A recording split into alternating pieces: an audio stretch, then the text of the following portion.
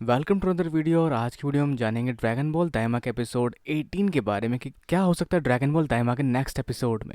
पर वो जानने से पहले चलिए जानते हैं आज के एपिसोड के बारे में, जो काफ़ी ज़्यादा धमाकेदार और पावर पैक था। जिसके अंदर के इवेंट कई सारे वो इवेंट थे जिसका इंतजार लोगों को कई समय से था। जिसकी शुरुआत हम देख पाते हैं गोकू वर्सेस माजिन डू की फाइट, जिनकी फाइट का इंतजार काफ़ी लंबे समय से काफ़ी सारे लोग कर रहे थे और जिनकी लड़ाई जोर पकड़ ही रही थी कि तभी वहाँ एंट्री होती है सस्ते जिरन की, यानी गोमा की, जिसके कपड़े काफ़ी तक जिरन जैसे ही लगते हैं और वो पहले से कहीं ज़्यादा पावरफुल हो चुका होता है। जिसके पास होता है थर्ड आई, टेरिटियन ओकोलस या इवल थर्ड आई, जिसे जो कोई पहनता है या धारण करता है उसके पास असीम जादुई दिव्य शक्तियाँ आ जाती है, जिसके बाद से वो काफ़ी कुछ कर सकता है और काफ़ी तबाही मचा सकता है। खैर, मुसीबत वाली बात ये नहीं कि उसके पास वो शक्ति है, दिक्कत यहाँ इस चीज़ से कि उस शक्ति पर काबू करना आता है, जिसके इस्तेमाल से वो वहीं पास में करीना बना देता है, जिसको हमने प्रीव्यू में देखा था।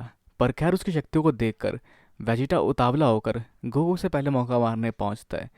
पर नतीजे वेजिटा के हिसाब से नहीं जाते, वहाँ चीज़ें कुछ ज़्यादा ही अलग होती है और गोमा की शक्तियों के आगे वेजिटा काफ़ी कमज़ोर लगता है अपने सुपरसेन फॉर्म के बावजूद भी। जो सब भापते हुए गोकू सबको साथ लेकर उसे लड़ने का फैसला करता है, जो आमतौर पर अकेले लड़ने के लिए हमेशा उतावला रहता है। पर उनके साथ मिलकर लड़ने के बावजूद भी गोमा ज़्यादा पावरफुल दिखाई देता है। जहाँ सलाह दी जाती है माजन डू और कू को इस्तेमाल करने के लिए भी, और अरिंसु सरप्राइजिंगली उनकी बात मान जाती है और माजन डू और कोवियो जंग ज्वाइन करते हैं। साथ ही हम आगे देख पाते हैं ठरकी नेमेकिन को, जो एक तमागामी को छेड़ रहे होते हैं, जिससे वो तमागामी शर्मा कर वहाँ से भाग जाता है और वो भी अपनी जवानी कुर्बान करने के लिए लड़ने पहुँचता है गोमा से।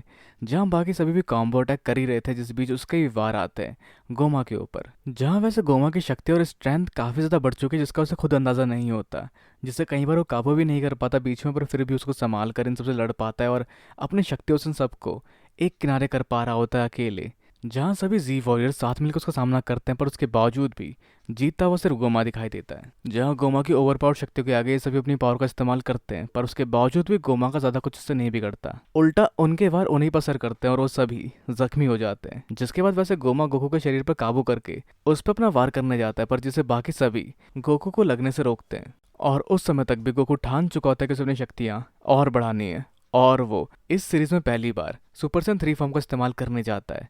जिसके साथ ही हम आगे देख पाएंगे कि गोकू उसका सामना कर पा रहा है उस फॉर्म के साथ, जहां उसे बाकी लोगों की मदद भी पूरी तरह से नहीं लग रही। वो आत्मनिर्भर तरीके से उसे लड़ पा रहा है। तो क्या होगा आगे कहानी में, जो सब कुछ एक्शन पैक और एक्शन से भरा होने वाला है, जहाँ पर हम देख पाएंगे इन दोनों का सामना, मुकाबला और चीज़ें और ज़्यादा पावरफुल तरीके से। पर जिससे जो चीज़ें साफ होती है वो ये है कि गोमा की शक्तियाँ अभी शायद माजिन बू जितनी हो चुकी होंगी या उससे थोड़ी कम ही होंगी, क्योंकि गोकू अभी अपने किड फॉर्म में सुपर सेन 3 फॉर्म का इस्तेमाल कर रहा है, जिस फॉर्म के इस्तेमाल से माजिन बू का सामना भी कर पाया था। पर इस शक्ति के एक्सपेक्ट को जानने के लिए हमें एपिसोड विजिट करना पड़ेगा जब एपिसोड रिलीज होता है, और जहां हम जान पाएंगे कि क्या है शक्तियाँ गोमा की और क्या गोकू से अकेला हरा पाता है या उसमें चीज़ें और भी पेचीदा होती है और हमें देखने को मिलता है फ्यूजन। पर शायद वो ज़्यादा हो जाए। पर खैर, आपके सोचते हैं क्या हो सकता है आगे ड्रैगन बॉल दाइमा के एपिसोड्स में, क्या कमाल की चीज़ें और हमें देखने को मिलती है इस सीरीज़ में।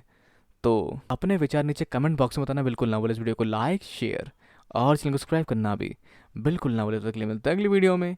Sayonara and have a nice day.